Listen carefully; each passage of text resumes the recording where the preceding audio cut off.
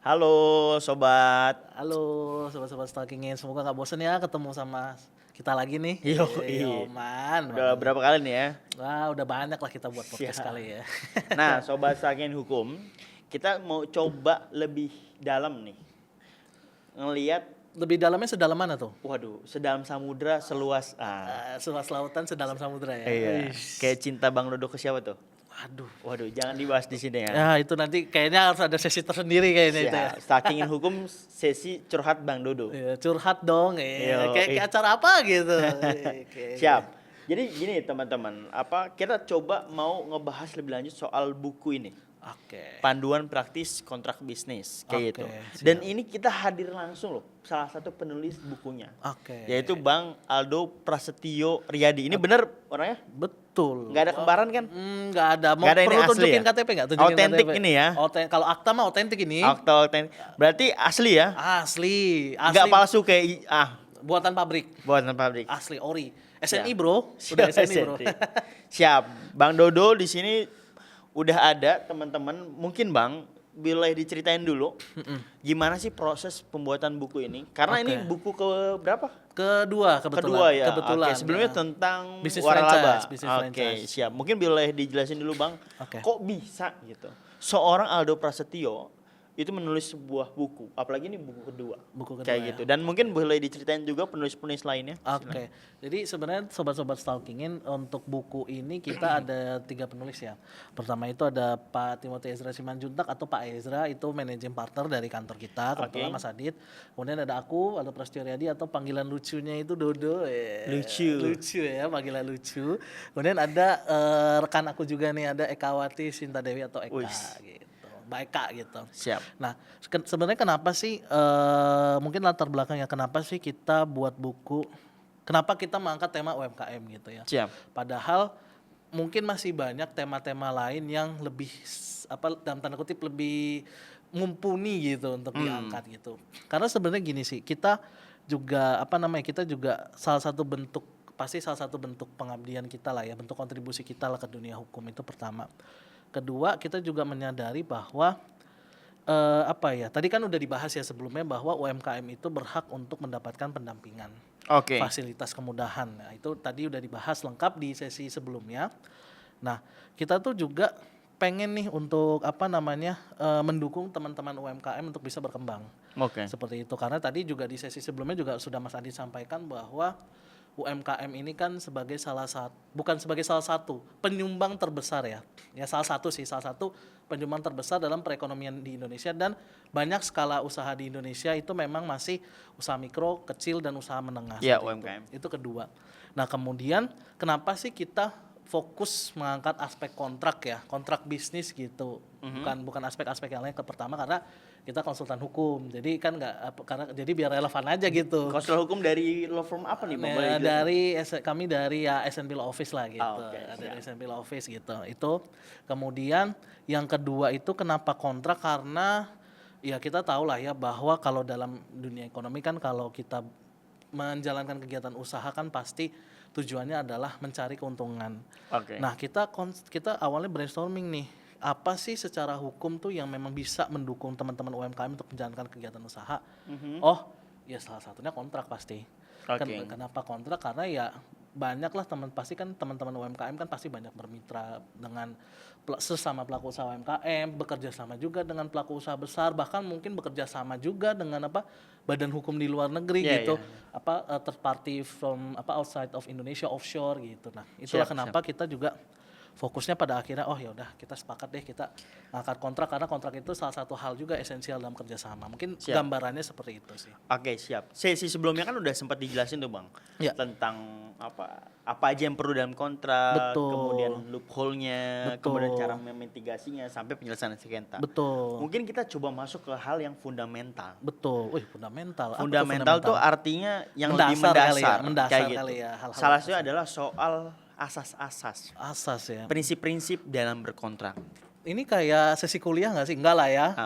Ini memang meskipun ya mirip sesi kuliah, tapi ini perlu Ini base knowledge. Betul, perlu dipahami dan diterapkan oleh para teman-teman UMKM yang mana akan didampingi oleh seorang lawyer. Apa ya tim lawyer lah. Kita menyarankan untuk didampingi oleh lawyer Gitu. sih. Nah, boleh dijelasin Bang Dodo, asas-asas apa aja yang perlu diperhatikan Oke. dalam membuat kontrak bisnis? Oke, mungkin ini aku akan coba kemas secara simpel kali ya, dan juga tidak menghilangkan esensi dari segi hukumnya gitu. Pertama itu pasti ada, kalau di istilah hukum tuh pacta sunt servanda atau perjanjian itu memang mengikat seperti undang-undang bagi para pelaku yang menandatangani. Artinya apa? Artinya ketika teman-teman UMKM itu menandatangani suatu kontrak, itu teman-teman UMKM itu harus menjalankan kontrak itu dengan sebaik-baiknya. Jangan sampai timbul wan prestasi. Itulah kenapa tadi di sesi sebelumnya juga udah kita bahas ya, bahwa kontrak itu kalau bisa membahas segala sesuatu itu secara mendetail. Bukan ribet ya, tapi mendetail. Spesifik. Secara spesifik. Tadi udah ilustrasi kan meja gitu ya. Jadi memang harus ini nih teman-teman UMKM ketika harus sudah menandatangani kontrak harus dijalankan sebaik-baiknya. Kenapa? Untuk mencegah adanya, kalau di hukum ada namanya perbuatan wan prestasi atau ingkar janji gitu. Ya misalkan kan mungkin di sini ada yang pengalaman kan dijanjiin pacar-pacarnya gitu, dibeliin apa, tapi pada akhirnya nggak dibeliin. Nah itu mungkin bisa jadi itu prestasi, intermezzo aja. Tapi ya biasanya kan kalau di sengketa hukum gitu kan ada yang namanya wan prestasi kan, atau ingkar janji lah gitu. Itu pertama. Kedua juga ada namanya asas kebebasan berkontrak.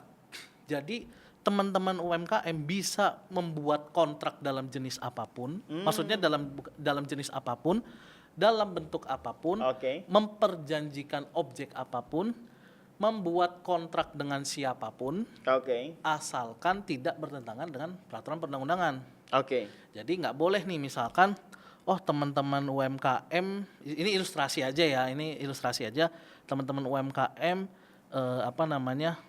menjual beli ya, misalkan jual beli obat-obatan terlarang, itu nggak boleh karena kan itu kan bertentangan dengan hukum kan.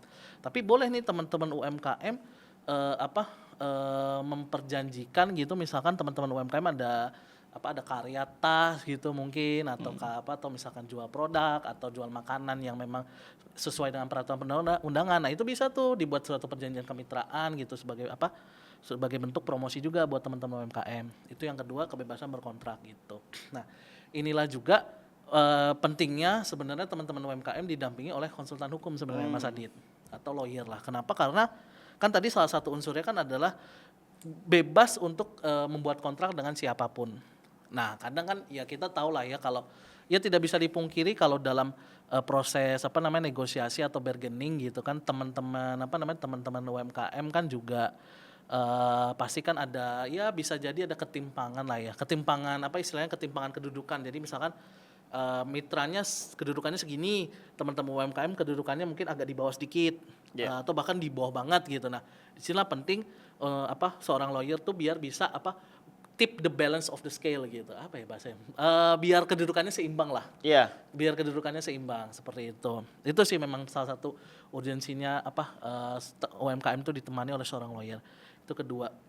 Kemudian adalah konsensualisme atau persetujuan. Jadi persetujuan para pihak. Jadi harus ini nih guys, teman-teman UMKM. Jadi suatu kontrak itu harus berdasarkan persetujuan dari para pihak.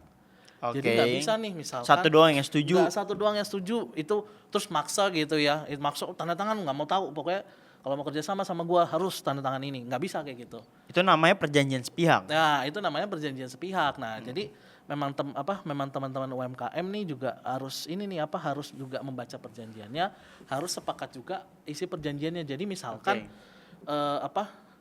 misalkan dari si mitra untuk objek A gitu, biaya nilai kontraknya 3M misalkan, cuman dari teman-teman UMKM juga sebenarnya untuk biaya produksi lebih besar dari 3M itu.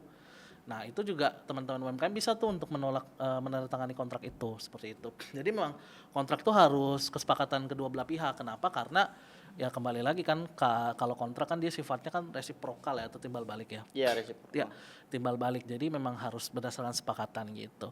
Terus juga ya ada iktikat baik sih. Iktikat baik itu berarti suatu kontrak itu memang harus dijalankan sebaik-baiknya dengan asas iktikat baik, tidak ada niat-niat jahat gitu ya. Misalkan disepakati spesifikasi meja tadi A gitu. Tapi ya bisa lah ya untuk mengurangi ongkos produksi kita buat spesifikasinya misalkan A- gitu. Nah itu jangan sampai kayak gitu ya.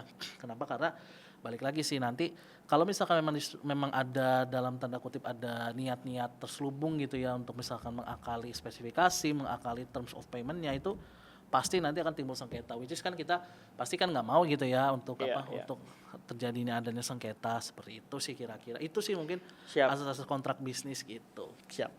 Tadi di sesi sebelumnya juga sempat dijelasin ya sengketa-sengketanya. Iya, ini asas-asas prinsip-prinsip yang harus diterapkan dalam pembuatan kontrak bisnis, termasuk syarat sah dari berkontrak itu sendiri ya, Bang Dodo.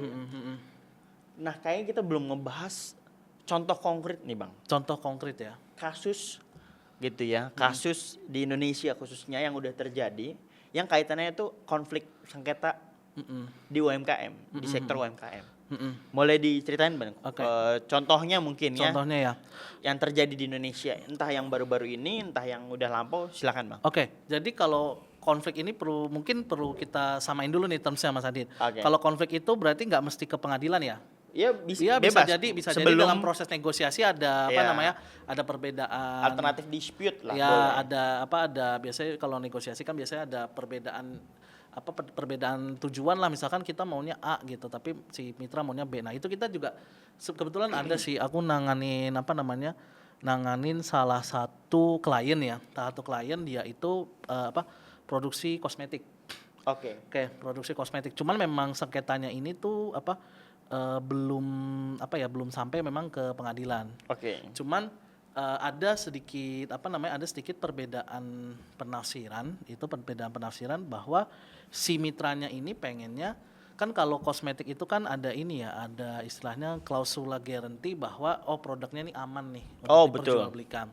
Nah, kemarin tuh sempat ada perbedaan nih. Jadi si mitranya ini mau jaminan itu tuh tidak terbatas waktu. Jadi pun ketika sudah sampai di masyarakat masih berlaku jaminan itu. Sementara klien kita nggak mau seperti itu. Klien kita nggak mau seperti itu. Ada pembatasan kapan guarantee itu tuh berakhir gitu. Nah, itu juga mungkin salah satu konflik ya. Salah satu konflik juga dalam penyusunan kontrak gitu, perbedaan penafsiran. Bahkan juga pasti banyak sih, kita juga pernah nanganin beberapa UMKM yang memang memang punya permasalahan hukum juga terkait dengan kontrak. Bahkan kita juga ada tuh UMKM binaan dari klien kita yang memang kita bantu juga gitu terkait dengan permasalahan hukum seperti itu. Seperti itu sih kira-kira. Jadi makanya suatu kontrak itu memang penting banget sih bagi UMKM terutama untuk menjalankan suatu kemitraan atau kerjasama lah dengan dengan pelaku usaha gitu. Siap. Nah, Bang Dodo ini agak sedikit lebih legal juga ya. Tadi Bang Dodo udah sempat jelasin soal ibarat contoh-contoh kasus gitu lah ya, pola-polanya seperti apa gitu. Nah, kalau ngomongin kasus atau pertanggungjawaban kan ibaratnya kita kenal dengan ada yang namanya pertanggungjawaban korporasi atau pertanggungjawaban subjek hukum gitulah ya. Nah, ketika UMKM ini bertanggung jawab berarti kan aspek legalitasnya harus clear. Betul. Kayak gitu. Betul. Sekarang ini kerap kali banyak UMKM yang sudah berdiri berjalan tetapi aspek legalitasnya nggak kuat nih, Bang. Betul. Sedangkan dia mau yaitu tadi mau dapat, kalau di sesi sebelumnya kita jelasin soal insentif, bantuan dari pemerintah gitu. Itu kan menjalankan kerjasama juga. Betul. Nah, itu kan pasti ditujukan kepada UMKM ini secara badan. Betul. Bukan siapa yang punya. Secara perorangan kayak gitu. Nah, ini kerap kali juga jadi konflik, Bang. Jadi konflik yang mana ya ibaratnya responsibility atau pertanggungjawabannya ini ke badannya bukan ke yang punya. Jadi ada pemisahan. Meskipun kita belum bisa bicara soal ini apakah CV, apakah ini PT, ataukah ini firma atau persekutuan perdata gitu kan. Tapi gimana sih, Bang, soal pertanggungjawaban hukum dari UMKM ini sendiri dari kacamata legalitasnya seperti apa? Gitu? Pertama, kalau kita berbicara terkait pertanggungjawaban hukum kan berarti kita harus make sure bahwa UMKM ini emang fully established gitu. Iya. Sudah Legally berdiri lah, seenggaknya ada akta pendirian, ada ya kalau sekarang ada NIB gitu kan, ada NIB, kemudian bahkan kalau ada perizinan khusus gitu KBLI apa, itu ada perizinan khusus. Nah, itu pertama. Kedua, memang harus ini nih kita sebagai lawyer memang harus cermat-cermat nih, bahasanya pinter-pinter. Kalau bahasa bukan cerdas cermat ya? Bukan, kalau cerdas cermat kan kuis ya. Betul. Kalau bahasa Pak Isra kita harus pinter-pinter lah, pinter-pinter untuk mengidentifikasi suatu permasalahan yang terjadi. Apakah ini memang kesalahan dari si badan, atau apakah memang itu bisa kita kalau bahasa corporate-nya mungkin piercing the corporate veil kali ya. Sama business judgment rule gitu, apakah memang bisa ditembuskankah ke pengurusnya atau bisa ditembuskan ke pemegang sahamnya, itu kedua. Ketiga, yang perlu kita pastikan bahwa dalam menentukan pertanggungjawaban kita harus membaca dulu nih perjanjiannya sebenarnya apakah benar memang sudah ada indikasi wan prestasi gitu, karena kan wan prestasi kan ada wan prestasi sepenuhnya, memang yang tidak dijalankan sama sekali, ada wan prestasi sebagian atau sebenarnya dijalankan, cuman dijalankan hanya sebagian aja, yang dijalankan, sisanya mungkin masih bisa diperdebatkan seperti itu. Nah, itu sih 3 hal itu sih yang memang harus harus diidentifikasi dulu lah, harus diidentifikasi ketika kita memang ingin menentukan kira-kira dugaan kesalahan itu berada pada siapa, apakah berada di badan atau berada di pengurus gitu kira-kira. Jadi ada aspek hukum korporasi, bisa jadi kriminal, masuk, ya kan? Bisa jadi masuk, ya karena tergantung dari konteks kasusnya kasusnya dan gitu. UMKM-nya. Tapi satu highlight yang pengen saya sampaikan tadi dari penjelasan Bang Dodo adalah fully established, legally established. Jadi jangan sampai kita ini mendirikan, operasionalnya sudah berjalan, tetapi kita benar-benar meninggalkan atau nggak ada upaya dalam melakukan pengurusan terhadap legalitas dari perusahaan itu.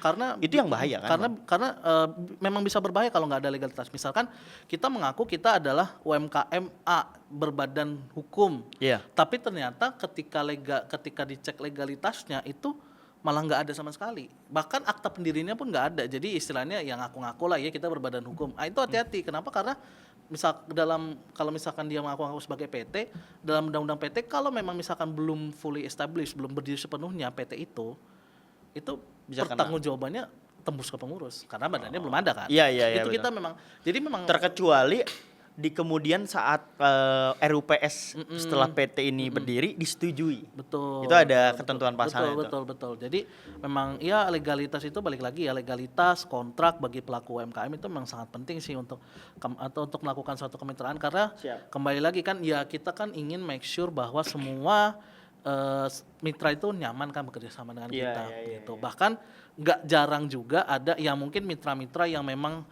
sangat keras gitu ya terkait dengan legal compliance akan melakukan audit LDD. Due diligence atau dicek lah terhadap UMKM tersebut, bagaimana aspek korporasinya, bagaimana aspek legalitasnya, bagaimana bahkan aspek ketenagakerjaan, keuangannya juga bahkan sampai sengketa, gitu. Jadi memang ya mungkin terkait dengan legalitas ini mungkin bagi teman-teman pelaku UMKM menganggapnya bahwa satu itu bisa nanti, dua memang agak ribet gitu ya. Tapi no, itu justru harus yang dipenuhi dulu di awal. Karena kita nggak mau kan misalkan ternyata kita nggak punya izin A, mitra nggak jadi kerja sama kita. Misalkan kita nggak punya laporan keuangan kita gitu, nggak proper lah sesuai dengan standar akuntansi gitu, terus mitra nggak jadi kerja sama kita, kita nggak mau gitu kan. Dan jadi justru pertama kali yang harus diterapkan adalah mungkin bukan aspek kerjasamanya dulu, maksudnya gencar untuk melakukan proposal kerjasama negosiasi dengan mitra, harus dibereskan dulu secara internal. Balik lagi, mencegah lebih baik daripada mengobati kan. Iya benar. Karena bisa jadi nih ketika misalkan teman-teman UMKM ada mitra A nih yang nggak jadi kerjasama, mitra A ya kan kalau jasa itu kan dari mulut ke mulut ya mungkin ya. Dan mitra A ini nanti punya kenalan mitra B yang kebetulan ingin kerjasama dengan UMKM yang sama gitu. Nah si mitra A ini bilang jangan kerjasama sama UMKM A gitu, karena dia secara legalitas masih belum rapi. Kita kan nggak mau kayak gitu kan. Iya, jangan Kita sampai nggak mau kayak gitu. Dan kenapa kita lebih nggak mau kayak gitu, karena balik lagi UMKM ini kan kalau secara modal kan mereka masih growing sebenarnya. Betul. Masih growing, jadi ya kita sangat menyarankan bagi teman-teman UMKM, yuk kita pelan-pelan kita rapihin dulu deh secara internal. Ketika memang kita sudah ready, kita sudah siap gitu untuk melakukan kerjasama, baru kita bisa melangkah ke next step selanjutnya adalah menyusun proposal kerjasama, mungkin menyusun apa gitu sih. Jadi memang ya salah satunya legalitas dan kontrak harus dirapikan dulu. Laporan keuangan itu ya internal dulu lah gitu. Siap. Oh, ini penting juga nih yang ngebahas soal legalitas perusahaan, khususnya ya buat UMKM. Kenapa? Karena nanti tadi kita ngomongin perjanjian, kita ngomongin sengketa, tapi satu hal yang paling perlu diselesaikan dulu adalah soal aspek legalitasnya juga. Aspek legalitas, benar. Kayak gitu. Aspek legalitas, bahkan ya selain aspek legalitas ya juga perjanjian-perjanjian juga emang harus saran kita sih didampingi oleh konsultan hukum sih memang sih. Gitu. Bahkan kalau bisa end to end tuh, Bang. End to end, betul, end to end. Kalau bisa sih ya memang teman-teman UMKM kalau bisa memang ada lawyer retainer lah gitu, atau seenggaknya ada staff legal aja yang di situ yang bisa memang mengamankan secara legalitas gitu, karena kan kita nggak mau juga kan tiba-tiba kita kesandung gitu. Betul. Kita sangat nggak mau. Dan gitu. ya semoga ya nggak terjadi, meskipun pada umumnya kayak gini Bang, ketika udah terjadi kebakaran dilemparlah ke lawyer. Betul. Kayak gitu. Nah, itu sebenarnya lawyer nggak masalah dengan itu. Nggak masalah, cuman kan mencegah lebih baik dari mengobati kan. Betul. Gitu. Dan kompleksitasnya lebih tinggi biasa kayak gitu. Case-nya lah ya, kejadiannya kayak gitu. Nah, juga ya selain legalitas balik lagi kontrak bagi UMKM tuh juga sangat penting sebenarnya gitu. Oke, Bang Dodo, dari itu semua Bang, mungkin bisa disampaikan konklusi kali, atau bukan konklusi ya, closing statement dari sesi ini gitu ya. Oke. Khususnya soal buku ini terutama. Buku ya. Iya kan?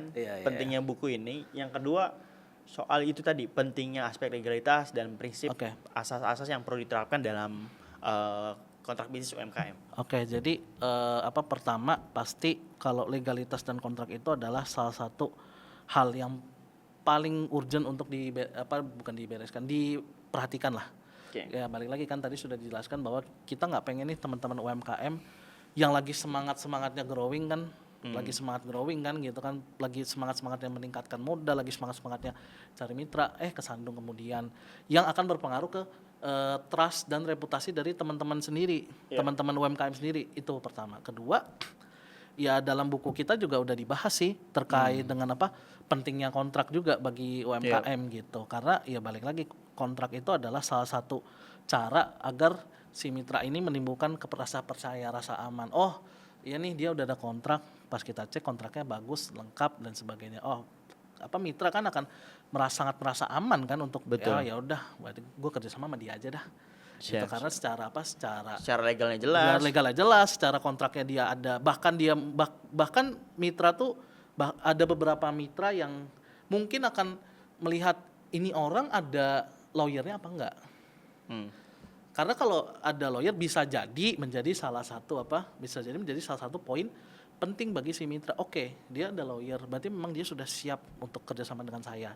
Bisa jadi kayak gitu. Nah, ketiga di sini juga dibahas nih terkait dengan struktur kontrak UMKM yang baik itu seperti apa. Bahkan juga dibahas juga nih jenis-jenis perjanjian yang esensial bagi UMKM.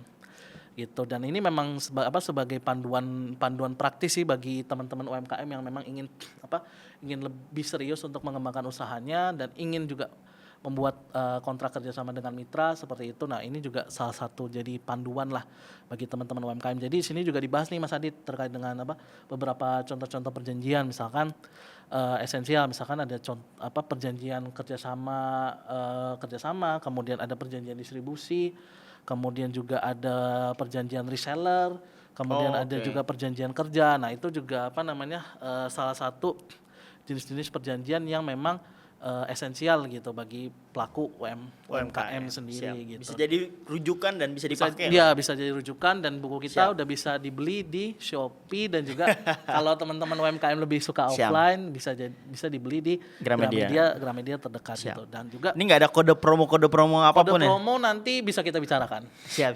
Kita bicarakan gitu. Pasti kita akan akan ada kode promo gitu. Nah, terus yang ketiga ini memang kalau dari saya pribadi ya Mas Adit, kita pengen mengencourage juga konsultan-konsultan hukum untuk ayo kita bantu dan dedikasikan waktu kita juga untuk pelaku UMKM. Kenapa? Karena kembali lagi kan selain kita memang mungkin punya klien-klien retainer yang usaha besar, tapi kita nggak boleh lupa bahwa masih ada pelaku-pelaku usaha UMKM yang istilahnya memerlukan bantuan kita juga. Dan juga dengan kita membantu teman-teman UMKM kan juga pasti kan otomatis kita juga membantu perekonomian bangsa Indonesia juga kan. Gitu. Jadi ya mungkin seperti itu sih Mas Adi kalau closing statement ya. Oke. Tadi daging banget, ini daging parah ya kan? ada. Ini berarti daging banget sama daging parah lebih bagus mana nih tadi? Beda tipis. Ya, gitu. Siap. Ibaratnya well done. Well done. Siap. Oke, makasih Bang Dodo penjelasannya. Terima kasih juga Mas Adit. Bisa dibeli di toko-toko terdekat. Ya, dari Shopee, Gramedia. Ini Shopee, Gramedia lah ya. Kalau yang offline Gramedia. Ya, bahkan bisa pesan langsung ke kita juga, nanti akan kita kirimkan juga gitu. Siap. Oke. Makasih banyak Bang Dodo. Makasih juga Mas Adit. Sampai jumpa di sesi selanjutnya. Terima kasih. Dadah. Terima kasih.